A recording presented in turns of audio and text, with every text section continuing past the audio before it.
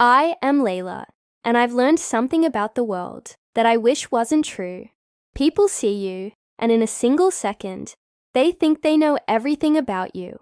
The way you talk, the way you walk, the color of your skin, the way you look at them.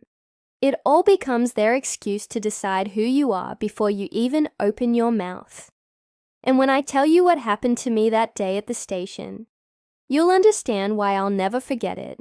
Because that day, I was just a kid trying to be heard, and instead, I was laughed at, mocked, like I was telling some kind of joke.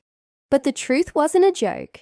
The truth was standing right outside the door, waiting to change everything. It started on a Saturday afternoon. The sun was too hot, the sidewalks buzzing with people, and I was sitting in the back seat of a car that wasn't moving. My mom had gone inside a small grocery store, one she always said had the best fruit in town, and she told me to wait just a few minutes. I sat there with my backpack still slung over one shoulder, fidgeting with the zipper, when suddenly I noticed something strange. Across the street, two men were watching the store. Not shopping, not talking, just watching. Their eyes kept shifting between the glass doors and the street, their bodies too stiff, like they were waiting for something or someone. At first, I thought maybe I was just imagining it. Maybe they were just two people waiting for a ride. But then one of them adjusted his jacket, and I saw the outline of something heavy on his side. My heart started pounding. My mom had taught me to notice things, to trust what didn't feel right. She always told me, Layla, danger doesn't always scream. Sometimes it whispers, and you have to listen. And right then, every part of me was screaming on the inside. I knew something was wrong. I grabbed the car door handle, but it was locked. My mum had locked me in for safety, but now I wished I could get out. I couldn't just sit there. My hands were shaking as I tried to find her phone in my bag. But before I could, the glass doors of the grocery store burst open. My mum stepped out with two bags in her hands. And those men moved fast, too fast. One of them reached inside his jacket. I didn't think. I just reacted. I slammed my hand against the horn. The sound blared through the street, making everyone turn their heads. My mum froze, her eyes catching mine, and in that split second, everything exploded. The men panicked, backing off as people nearby started to notice them. My mom didn't even hesitate. She dropped the bags, sprinted toward the car, yanked the door open, and shoved me down into the seat. "Stay down," she ordered, her voice sharp but calm, like she had practiced it 1,000 times. I didn't understand how she could be so steady when I could barely breathe. Then she slid into the driver's seat, turned the key, and the car roared to life. We peeled out of that parking lot like fire was chasing us. I didn't ask questions then. I just held onto my seatbelt, my eyes wide, watching the world blur outside the window. My mom's jaw was tight, her knuckles white on the steering wheel. She wasn't just running from danger. She was controlling it, calculating every turn, every street, like she already knew what to do. That was the first time I realized my mom wasn't like other moms, but it wasn't the last. Hours later, after we had driven far away and she had calmed down, she finally spoke. She told me not to tell anyone about what happened. She said people wouldn't understand, but I was young, and I couldn't keep something like that bottled up. So when I got to school on Monday, I told a few kids at lunch that my mom knew how to fight, that she had training, that she wasn't just some regular mom. The kids laughed at me. They called me a liar, said I was making up stories to sound cool. I tried to ignore them, but it got worse. By the end of the week, even teachers were looking at me with that smile adults give when they don't believe you, but don't want to say it. And when I tried to explain, when I tried to say my mom wasn't who people thought she was, nobody listened. Nobody believed me. Nobody, until the day I found myself at the police station. That day, I didn't go because I wanted to. I went because trouble found me. I had been walking home when a group of kids thought it would be funny to surround me, taunting me, saying I was living in a fantasy world. One of them pushed me, and I pushed back. The next thing I knew, someone had called the police. By the time the cruiser pulled up, I was already sitting on the curb with my knees pulled close to my chest, tears stinging my eyes. A white officer stepped out, tall and broad, his sunglasses reflecting the sky. He walked toward me slowly, his boots heavy on the pavement. He looked at the other kids, then back at me, and I could tell he had already decided what the story was, that I was the troublemaker, that I was the liar. When he asked me what happened, I tried to explain. I told him I was being bullied. I told him the kids were calling me names because I said my mom had training, real training. His eyebrows shot up. Training? What kind of training? He asked, almost amused. And that's when I said it. The words slipped out before I could stop them. My mom's in special forces. The officer paused. Then he laughed. A deep, dismissive laugh that made my cheeks burn with shame. He turned to the kids and shook his head, like he couldn't believe what he was hearing. Special forces? He repeated, chuckling. Sweetheart, that's not the kind of thing moms just do. You watch too many movies. The kids laughed too, their voices echoing in my ears, making me feel smaller and smaller. I wanted to scream. I wanted to tell him that I wasn't lying, that if he had seen what I saw that day at the grocery store, he would never laugh. But he wouldn't let me speak. He waved me off like I was wasting his time. I thought that was it, that I would leave the station humiliated, with no one to believe me. But what none of them knew was that the truth was on its way. The truth was about to walk through those doors and make everyone in that room eat their laughter. Because my mom wasn't just any mom. And when she stepped into that station, calm, collected, and carrying the weight of everything she had seen and done, every person there would feel it. They would know.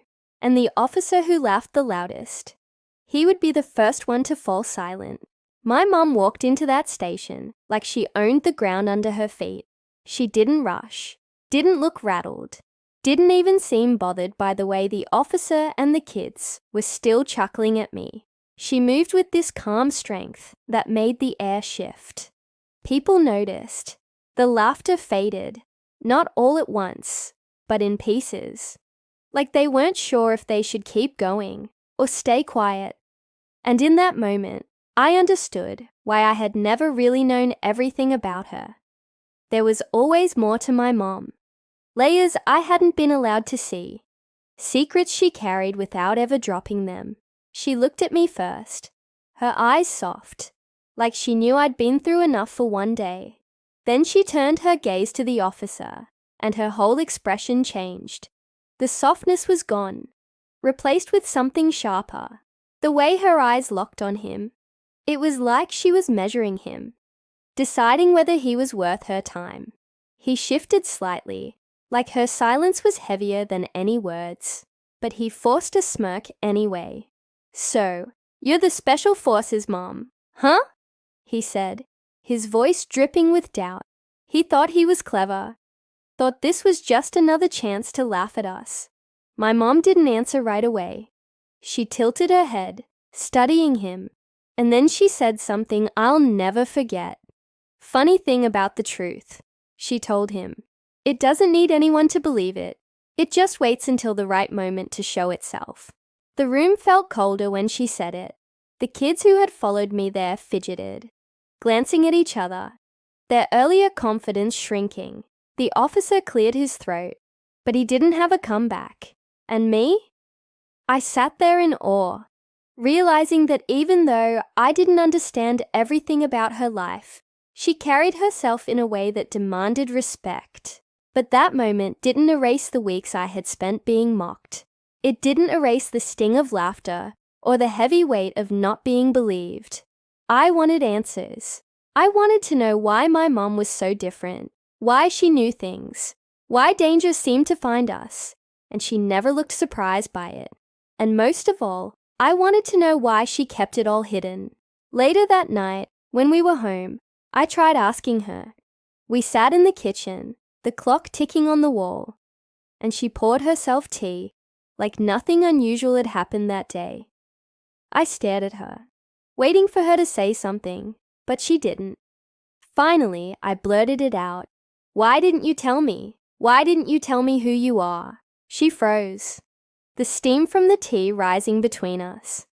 Her eyes met mine, and for a moment, I thought she might actually explain everything, but instead, she shook her head. Some things aren't safe to know, Layla. Not yet. Those words cut deep. Not safe. What could be so dangerous about telling me the truth? But the way she said it, the weight in her voice, made me realize she wasn't just protecting herself. She was protecting me. I went to bed that night restless, my mind racing with questions. I remembered the way she had reacted at the grocery store, how fast she moved, how precise she was. Normal people don't react like that. And when she walked into the station, the officer's smirk fading under her stare, that wasn't normal either. My mum had lived a life before me, one I knew nothing about, and now it was seeping into mine. The next few weeks were strange. On the surface, things looked normal. She still went to work, still cooked dinner, still reminded me to do my homework. But underneath, I started noticing little things. She would glance at the windows more often, check the locks twice before bed, walk me to school instead of just dropping me off. Her phone would buzz late at night, and she'd step outside to take calls I wasn't allowed to hear. I started keeping track of it all, like a detective. I wrote notes in a little journal I kept hidden under my mattress. Times, dates, things she said, the way her eyes darted when she thought I wasn't looking. It all pointed to one thing. My mum was hiding a part of her life that hadn't ended, even if she pretended it had. The kids at school didn't stop teasing me. If anything, they doubled down. Every time I walked past, I heard whispers. Special Forces girl, they called me, mocking, like it was the funniest joke they'd ever heard.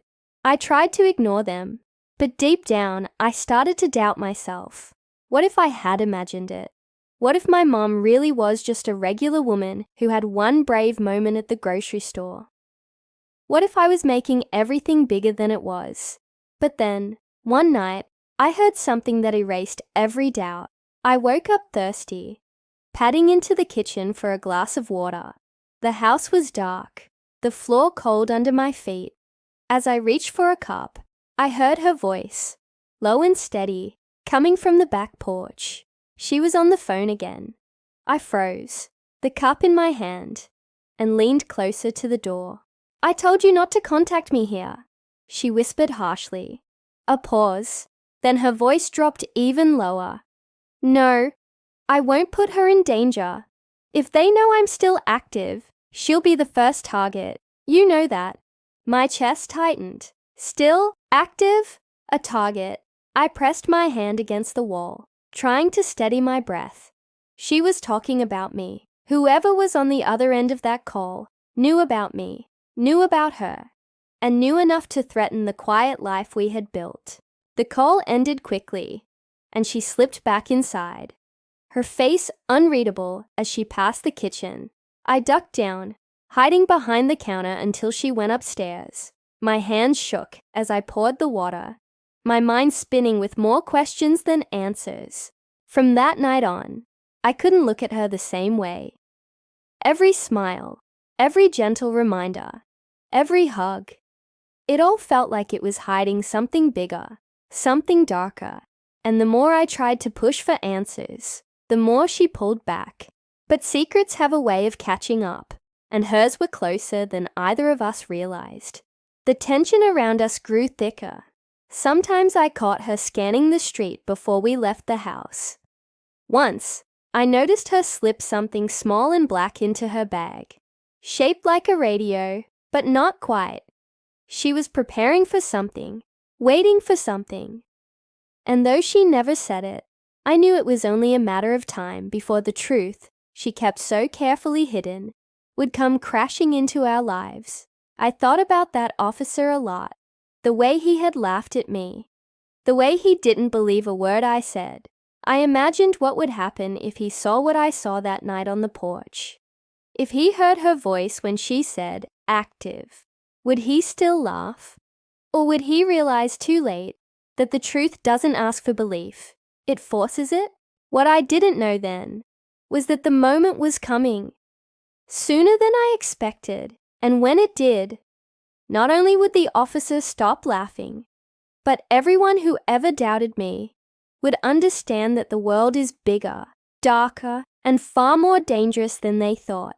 And me, I'd be caught right in the middle of it. The days that followed felt heavier, like the air around me carried something I couldn't see. My mom acted as though everything was normal, but I noticed the changes piling up in quiet, careful ways. She left earlier for work and came home later, sometimes with her clothes smelling faintly of metal and dust. She carried herself differently too, shoulders straighter, her head turning slightly more often, like she was scanning for things no one else noticed. And even though she smiled at me, the same way she always had, I could feel her slipping further into a world I wasn't meant to touch. At school, the teasing hadn't stopped. If anything, it became its own game. The kids whispered special forces whenever I passed, snickering like it was a nickname I should be ashamed of. Teachers didn't help much either. They looked at me with that polite smile that said they thought I was making things up for attention. Each laugh, each sideways glance, burned deeper, but I didn't argue anymore. Part of me wanted to hold on to the story like it was mine alone. Another part of me wondered if they would ever see what I saw. The woman who moved like danger didn't scare her, who talked to shadows on the phone late at night, who carried secrets like armor. But while the outside world kept laughing, something inside my mom's world was shifting. It started with little things around the house. I'd wake up to find the front door unlocked, even though she always double-checked it. One morning, I spotted muddy boot prints on the back porch, far too large to be hers. And then there were the cars. A silver sedan parked 2 blocks down, sitting there for hours. A dark SUV idling near the grocery store. When we pulled in, when I pointed them out, she brushed it off with a calm smile. But her eyes tightened in a way that told me she noticed too. The real turning point came one Friday night. We had just finished dinner, the plate still on the table, when someone knocked on the door. My mom froze mid-step. She didn't move like someone surprised. She moved like someone preparing.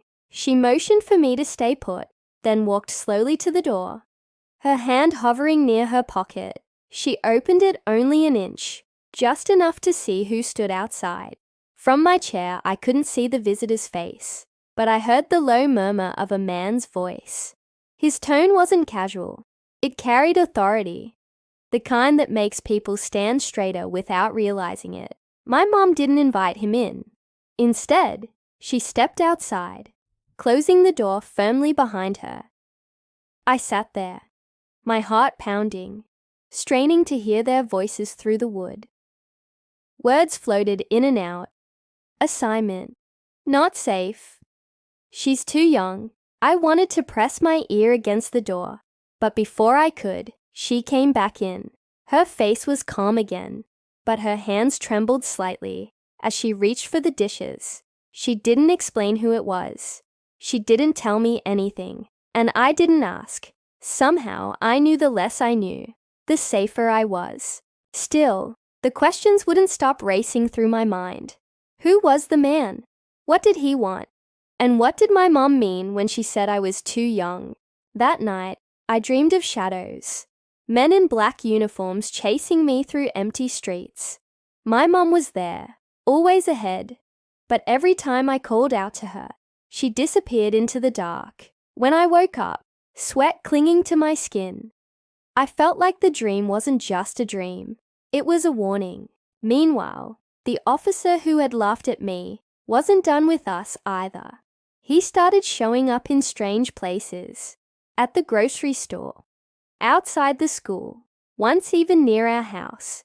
At first, I thought it was coincidence, but then I caught the way his eyes lingered on my mom. It wasn't curiosity, it was suspicion. Like he had decided he needed to prove something. Maybe to himself, maybe to everyone else. The problem was, he wasn't wrong. He sensed there was more to her, even if he didn't know what.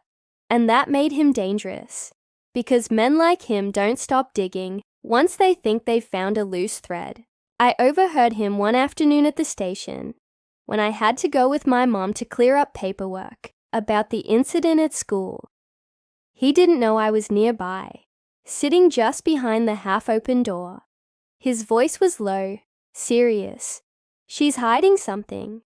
No regular mom moves like that. I want to know her record. I want to know everything. Another officer told him to drop it, said he was wasting time. But he didn't sound convinced. And in my gut, I knew he wouldn't let it go. At the same time, something else was building. Something bigger than teasing kids or nosy cops. A subplot of danger unfolded quietly, weaving itself into our lives. I started noticing patterns in my mom's behavior. She avoided certain streets, doubled back on routes, sometimes even took the long way home without explaining why. At first, I thought she was just being cautious. Then I realized she was trying to lose someone who was following us. One evening, as we drove home, I glanced at the side mirror and saw headlights behind us. Not unusual at first, but every turn we made, the car stayed with us. My stomach knotted, and when I looked at her, I knew she had noticed too. Her hands tightened on the wheel, but her face stayed calm. She didn't speed up, didn't panic. She just kept driving, her eyes flicking to the mirror now and then. Eventually she pulled into a crowded gas station, parking near the pumps. I turned to look back, but the car was gone. Was someone following us?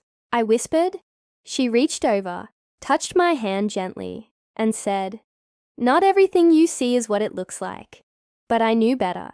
That was her way of saying yes, without saying it out loud. From that night forward, the tension grew thicker. It wasn't just about whether people believed me anymore. It was about survival. My mom was carrying something that other people wanted.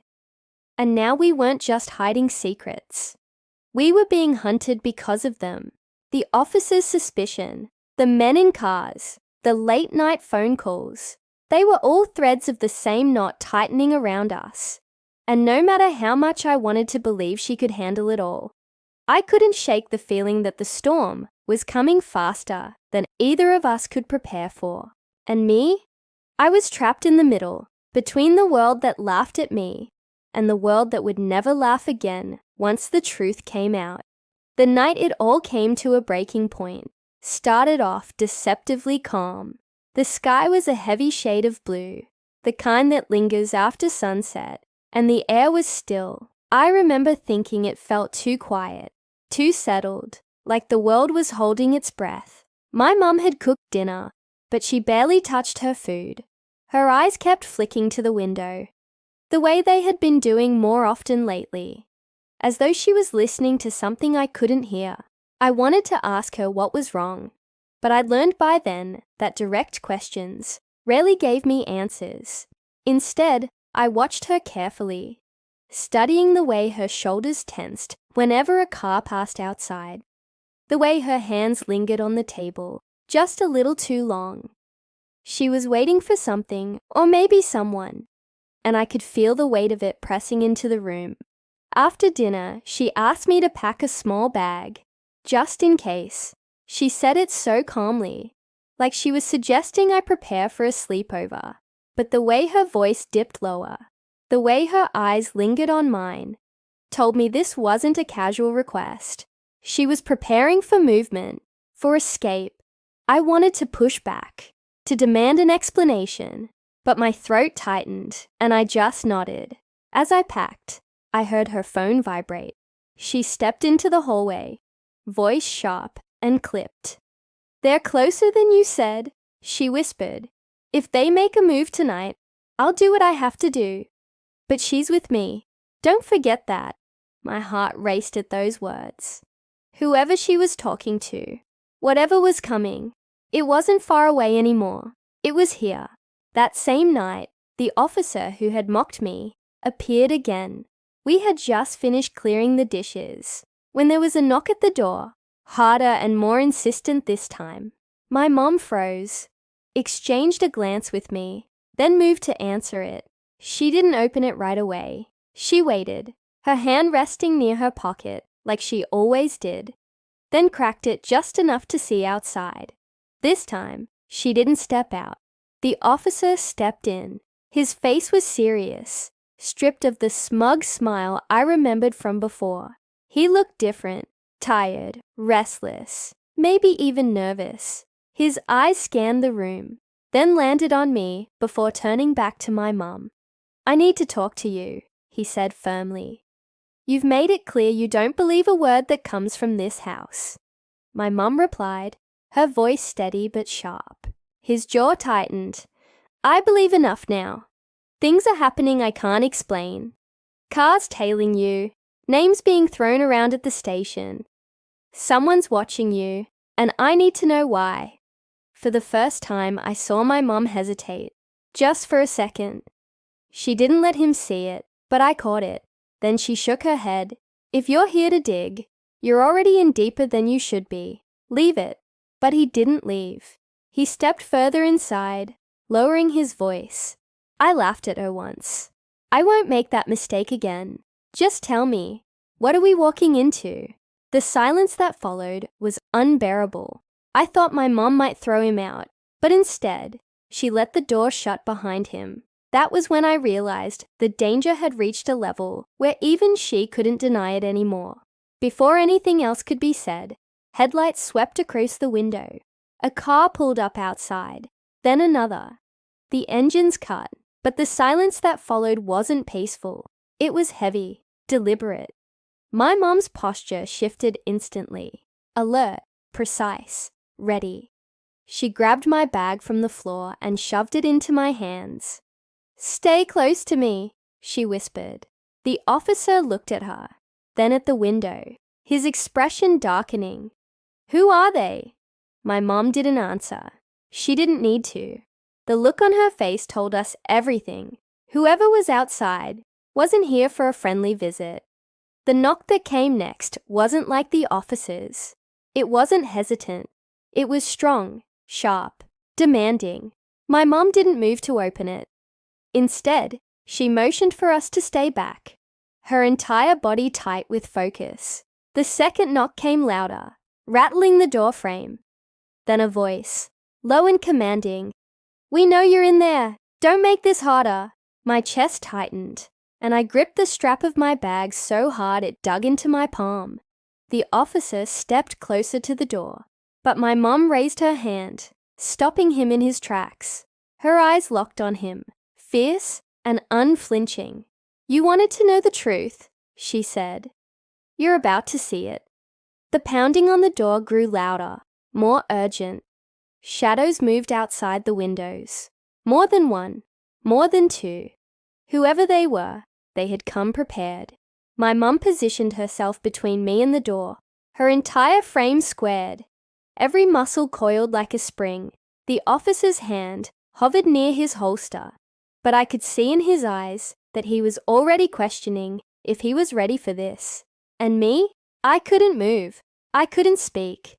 All I could do was stand there, heart racing, caught in the middle of a truth too big to hide anymore. The doorknob rattled. The wood creaked. The final barrier between us and whoever was out there was seconds from breaking. And that was when everything erupted. The door shook again, harder this time, and I thought for sure it would splinter. My mom didn't flinch. She stood like a wall, her back straight, her hand slowly reaching into the inside of her jacket. I didn't know what she had hidden there, but the way the officer's eyes widened told me he did. He stepped back just slightly, like he was realizing he had walked into something far bigger than a routine check-in. The pounding stopped. Silence fell so suddenly, it made my ears ring. My breath caught in my throat. The shadows outside didn't move, but I could feel them waiting, listening. Then, just as quickly, there was a different sound, one I hadn't expected. 3 sharp knocks, lighter, deliberate, almost like a code.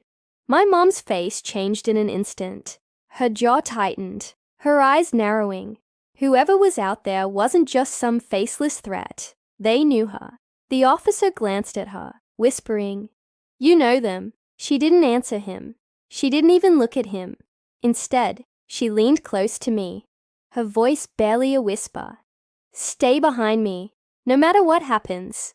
The doorknob turned slowly. I froze, but before anyone could step through, my mom pulled me back toward the kitchen, away from the front. She moved fast, silently, as though she had practiced this exact moment 100 times. The officer stayed by the door, his hand on his weapon. Caught between following her lead and doing things his way, the door finally opened. At first, only darkness poured in. Then a figure stepped inside. He wasn't dressed like a thug or a soldier. He wore plain clothes, a dark jacket, boots, nothing that screamed danger. But the way he moved told another story. His steps were too careful, his head turning slowly, scanning the room like he was trained to. "Long time," the man said, his voice calm but cutting. His eyes swept across the living room, pausing when they landed on the officer, then moving toward the hallway where my mom and I had just disappeared. "You didn't really think you could just walk away, did you?" The officer raised his gun. "Stay right there." The man didn't even flinch. Instead, he smirked. "You have no idea what you're standing in the middle of, do you?" That was when another sound joined the room. The back window creaked. My stomach dropped. We weren't dealing with one man. There were more. They were surrounding us, slipping in from every angle, and we were trapped. My mom pulled me into the pantry and pressed her finger to her lips, signaling me to stay quiet. I could see her face in the dim light, calm, calculating, but her eyes were fierce, burning with something I had never seen before. The officer's voice carried faintly from the front. "Put your hands where I can see them." The intruder's laugh was cold. "You really think you're the one in control here?" Then came the second twist. Something I hadn't expected. Something that made the world tilt under my feet. The man called out, loud enough for my mom to hear. "She didn't tell you, did she? She didn't tell you what she left behind, or who she left behind." I froze, turning to my mom, searching her face for answers. She didn't move, didn't blink, but her silence was louder than any denial could have been.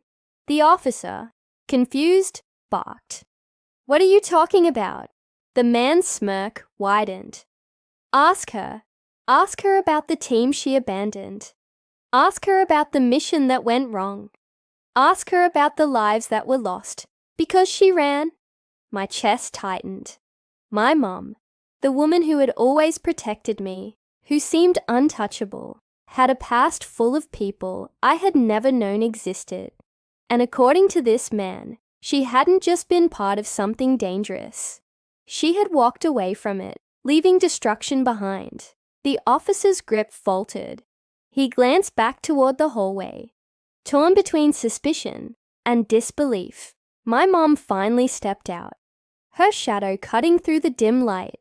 She didn't deny it. She didn't defend herself. She just said, "This isn't the time." But the man pressed harder. "It's always the time. You can't hide forever. And now?" His eyes slid toward me. "Your little girl gets to pay the price for the life you tried to bury." The air snapped with tension. I could hear more footsteps outside, moving closer, circling.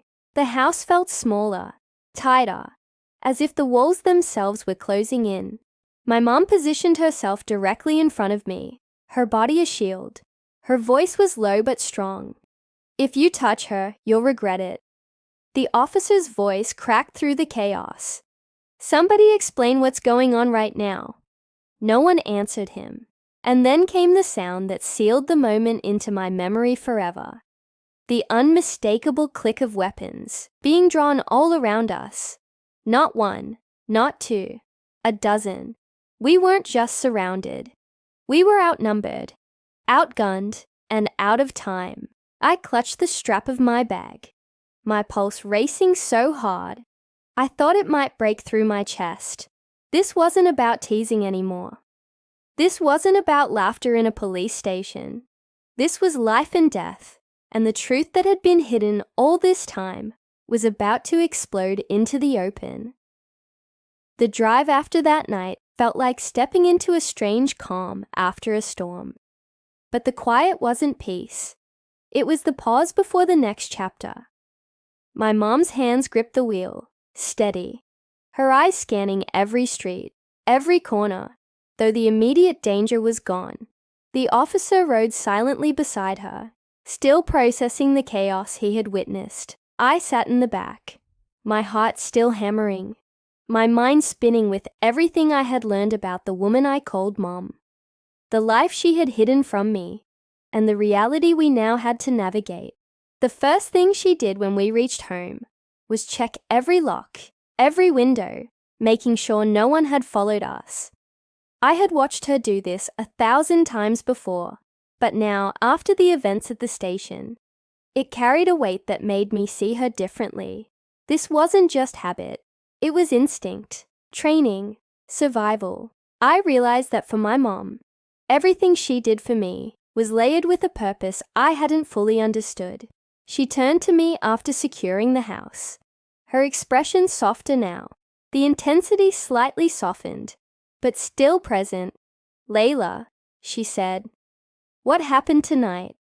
It wasn't just about keeping you safe. It was about showing you the world isn't always fair, and sometimes the truth doesn't come easily." I swallowed hard, the weight of her words sinking in. I had spent so long trying to get people to believe me, trying to make the world see my mom the way I saw her. Now I realized belief wasn't just about words. It was about understanding, about seeing past what you wanted to see and recognizing the strength someone carried quietly. The officer finally spoke, breaking the silence. "I should have listened sooner. I laughed at her. I doubted her. I was wrong," he admitted, his voice filled with an honesty I hadn't expected. My mom didn't respond, but she gave him a look that said, without words, that acknowledgement was enough. He had learned the lesson firsthand, and I could see it settle in him. The understanding of the world beyond the surface, of people who lived in danger and didn't ask for recognition. In the following days, things slowly returned to a new kind of normal. School continued. Though the teasing had quieted, I could feel the change in the way people looked at me. Not fear, not awe, just a subtle shift that hinted they were no longer laughing at a child's imagination. They were realizing, in their own way, that the truth we carried wasn't something to mock. At home, my mum opened up more, in small ways, revealing parts of her past that she had kept hidden. She told me about the missions she had been on, the people she had worked with, the dangers she had faced. She never framed it as glory or heroism. She framed it as responsibility. "What we do isn't about recognition," she said. "It's about doing what needs to be done, even when nobody sees it." I listened, captivated, realizing that every lesson, every word she had ever taught me, had come from experience. The way she moved, the way she responded to threats, the calm authority she carried, all of it was built on years of knowing how fragile life could be and how carefully it had to be protected. The officer came around occasionally, offering a cautious presence. He helped in small ways, checking in on the house, assisting with questions about the intruders. always respectful of my mom's boundaries. He had changed.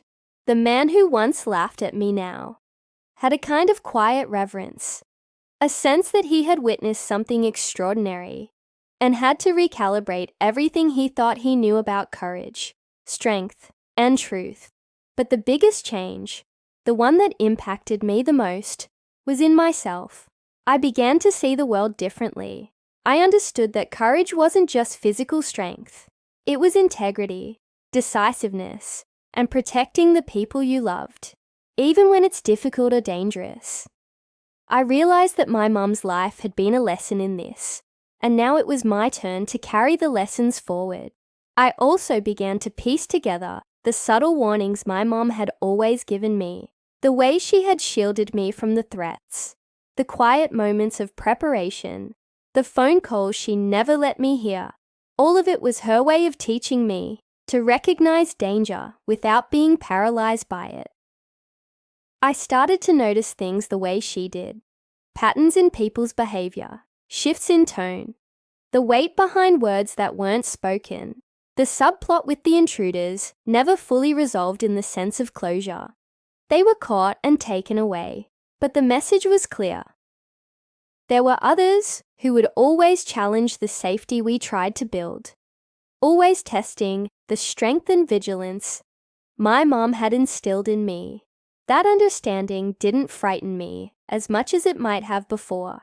I knew now that I had a guide, a protector, and my own growing sense of awareness to rely on. Life moved forward with a delicate balance of normalcy and vigilance.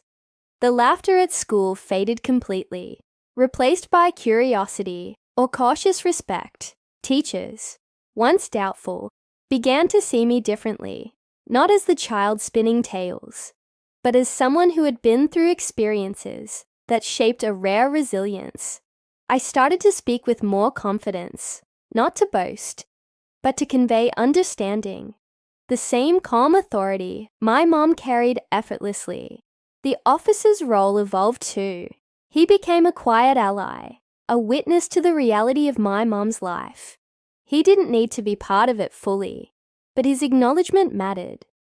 Even he had a lesson to learn, that judgment without knowledge could be dangerous, and that sometimes the most ordinary appearances hid extraordinary truths. One evening, as my mom and I sat on the porch watching the sunset, she finally smiled in a way that felt completely free, without tension, without secrets weighing it down.